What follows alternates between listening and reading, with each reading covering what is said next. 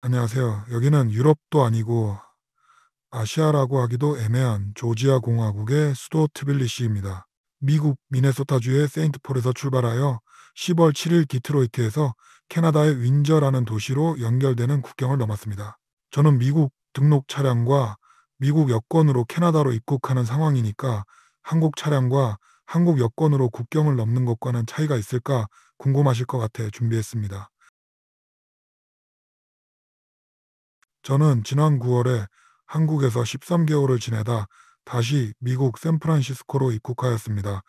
국경 직원이 여권을 스캔하고 카메라로 얼굴을 찍어 여권에 내장된 칩의 바이오 정보와 국경 데이터베이스에 있는 정보를 전산으로 바로 확인하고 2, 3분 내에 아무 질문도 없이 바로 입국하였습니다.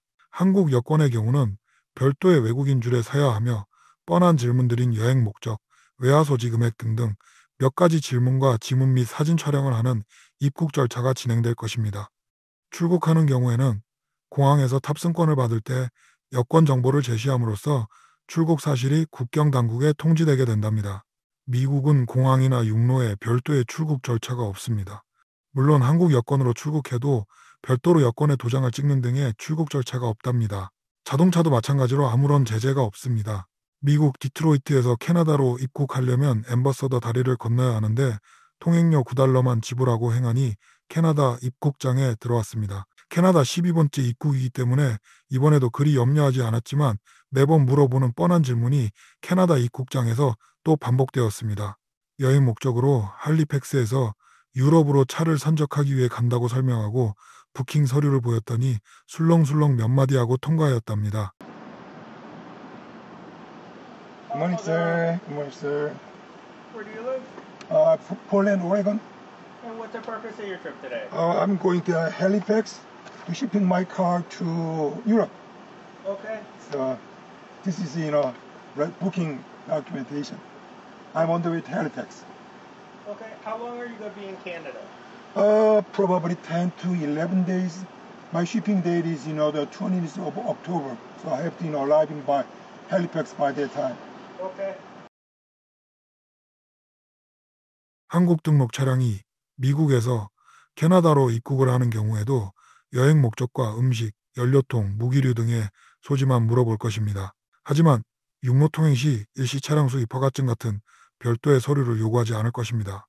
한국에서 미국이나 캐나다 항구로 선적되어 오는 경우 항구 세관에서 일시 수입 허가증을 발급하여야 하므로 국경에서 요구 시 이 서류를 제시하면 됩니다.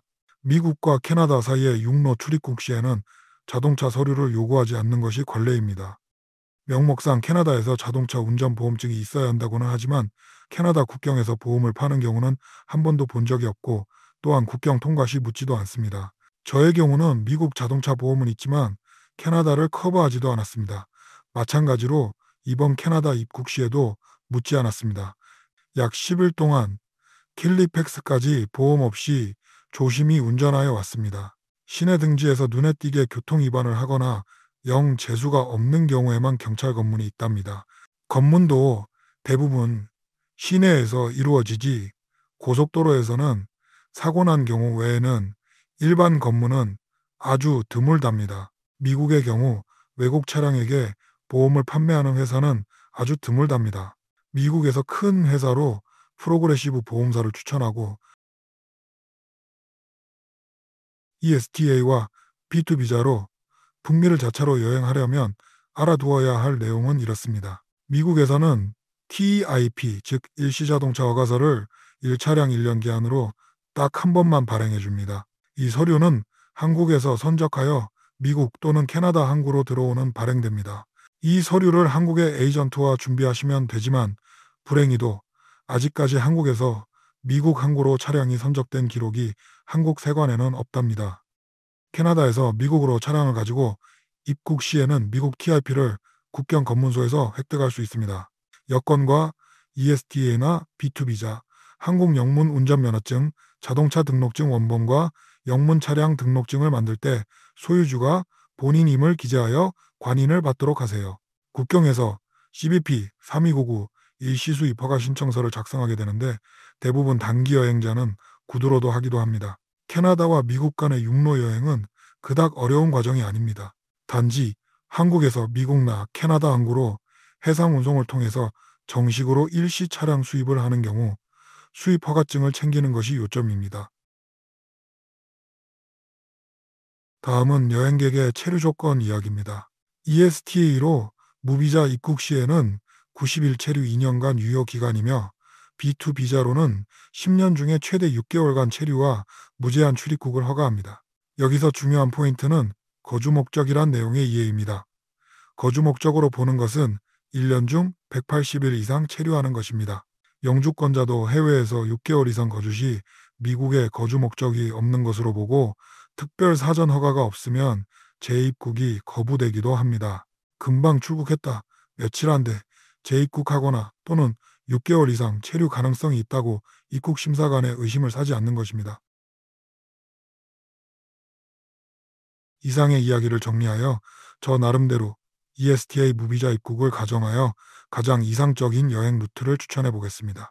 첫째, 캐나다 ETA로 밴쿠버로 입국하여 바로 알래스카로 진행합니다. 이때 캐나다는 최대 6개월 체류 가능합니다. 둘째, 알래스카로 첫 미국 입국 후 ESTA로 90일 이내로 관광합니다. 이때 알래스카의 기후를 고려하세요. 셋째, 다시 캐나다로 내려와 30일 정도 캐나다 로키 산맥 지역을 관광합니다. 넷째, 미국 시애틀 방향의 국경으로 ESTA로 2차 입국하여 90일간 미국 서부 여행을 즐기는 겁니다. 다섯째, 미국 샌디에고 방향에서 멕시코로 출국하여 최소 한 달 정도 여행하세요.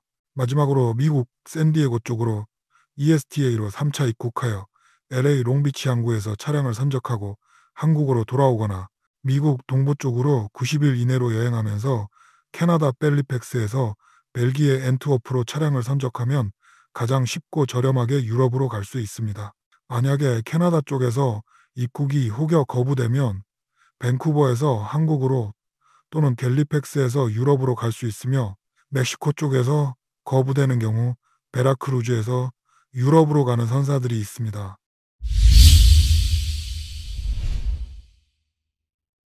차를 가지고 국경을 넘나드는 것은 모두에게 가슴 졸이는 일입니다. 각 나라마다 규제 및 담당자 재량에 따라 누구에게나 불확실성이 큰 작업이니 쫄지 말고 힘내시기 바랍니다. 부정확하거나 또는 변경된 사항들은 각자 찾아 준비하시기 바랍니다. 지금까지 써니였으며 다음 영상에서 또 뵙겠습니다.